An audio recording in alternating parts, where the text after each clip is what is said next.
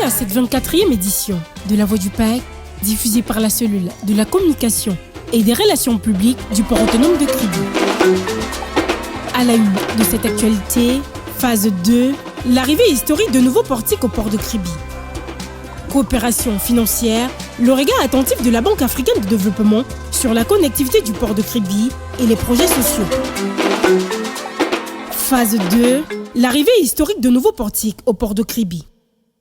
L'aube se lève doucement sur le port de Kribi, tandis que l'air frais de Mboro porte avec lui une légère brise salée. Il est à peine 7h50 lorsque un mastodonte des mers, le Zingion, fait son apparition à l'horizon, un colosse de 235 mètres de long et 8 mètres de tirant d'eau, portant sur son pont une cargaison précieuse pour l'avenir du port de Kribi, des engins de manutention pour le nouveau quai de la phase 2.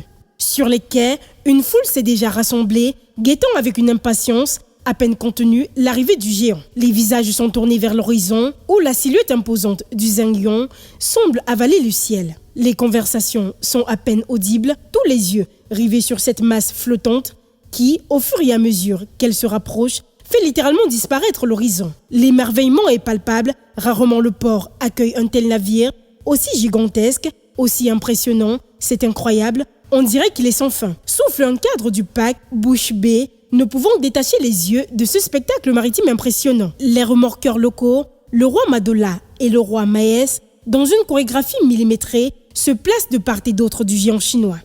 Sous l'œil vigilant de Noah et Sengue de la capitainerie, le baillet nautique commence. Le Zingion s'approche lentement, bravant une fine pluie matinale qui n'arrête pas les techniciens de Smith Lamnalco, concentrés sur leurs tâches. Chaque mouvement est minutieusement calculé, chaque action mesurée pour que l'immobilisation du navire se fasse en douceur.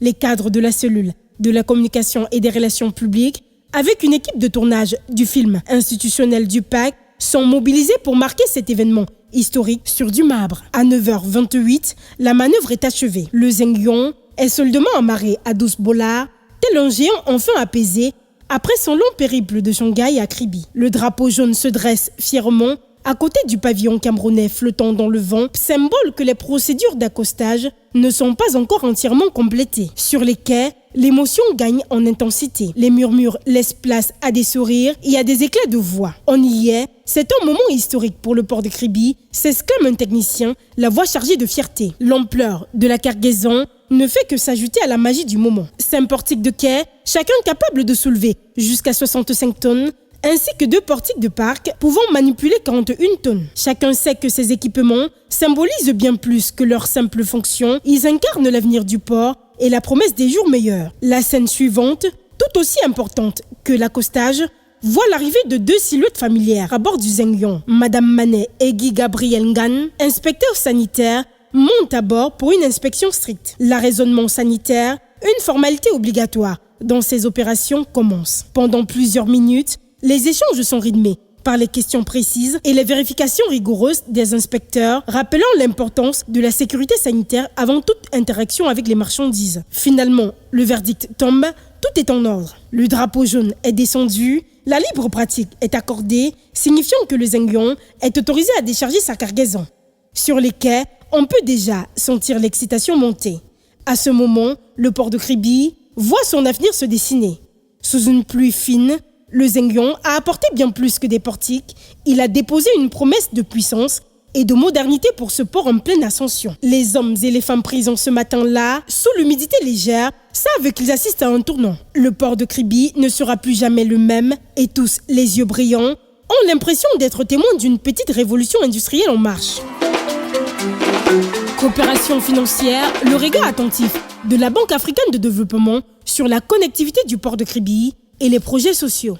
Le directeur général de la Banque africaine de développement BAD, région Afrique centrale, Serge-Marie Nguesson, a passé en revue l'état d'avancement des actions et projets routiers et sociaux soutenus par la BAD pour une performance plus accrue du PAC. C'est un hôte de marque qui est reçu à 11h ce vendredi 13 septembre 2024 par le directeur général du PAC, Serge-Marie Nguesson, qu'accompagne Dorothy Bekolo, directeur de l'intégration régionale au ministère de l'économie, de la planification et de l'aménagement du territoire, des responsables du ministère des Travaux publics et ses principaux collaborateurs, exaltent la relation qui lie le Cameroun à la BAD, laquelle se réalise par de nombreux projets, notamment dans le sillage du port de Kribi. Le directeur général du pacte, Patrice Melom, remercie son hôte de marque et la délégation qui l'accompagne, tout en saluant le rôle de premier plan de l'institution dans le développement et l'accompagnement des entreprises et des investissements régionaux. Au cours de la séance de travail BAD-PAK, portant sur les sujets liés au développement d'une zone industrielle au port de Kribi et la mise en œuvre des projets PASEC et PARZIC, on en apprendra beaucoup. Mélingui Roger, conseiller technique numéro 10 au port autonome de Kribi, fera l'historique du pacte de 2025, date de la réalisation de la première étude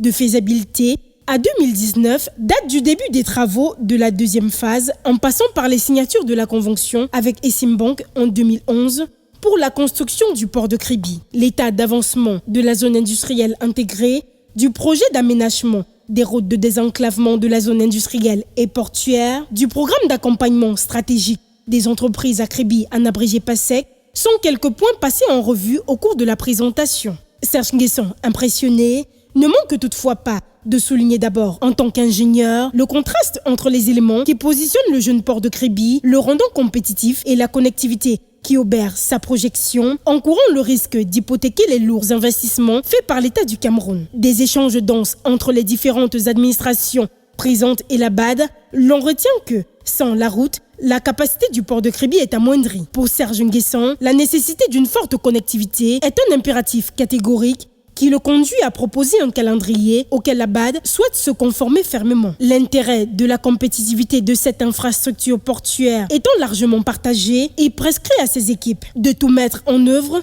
pour que les travaux de la route EDA Kribi et l'Olabé Campo puissent démarrer en janvier 2025. Pendant ce temps, la route actuelle pourrait et devrait faire l'objet d'un entretien.